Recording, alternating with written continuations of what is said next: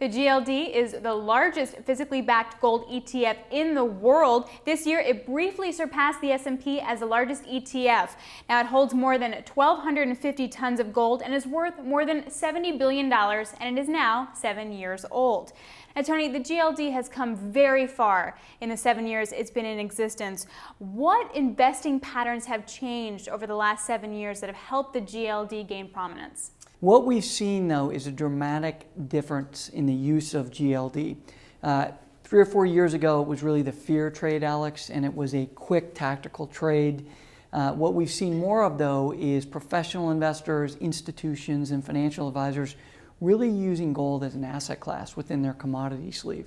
Could that also work against gold, however? I mean, Paulson owns 31.5 million shares of the GLD, and a lot of traders I talked to are very worried that he sold out of some of his positions. So could that be a negative down the road? It certainly could in that category, but I would say that there are just as many new investors learning about gold as an asset class and accessing that market through GLD every day.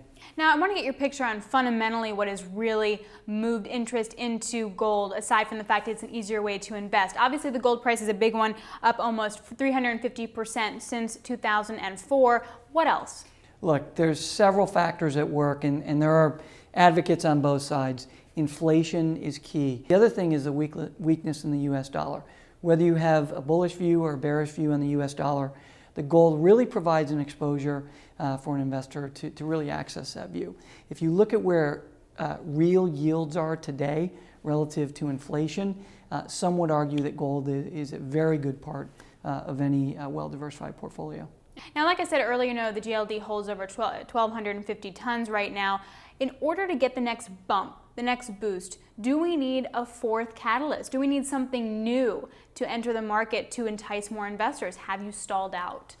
Look, I don't think we've stalled out. And again, despite what the price of gold does, and that's very difficult to predict, we know for a fact more institutions, more hedge funds have been using GLD to access the precious metal market in the last 3 to 4 years, and we think that trend may continue. Other thing to recognize, because we live obviously in North America, and we think a lot about US-based investing, but this is really a global play, not just GLD, but gold in general. And when you look at markets like India and Asia, where gold is not just an investment, but it's part of the culture in the way in which they invest, it's very important.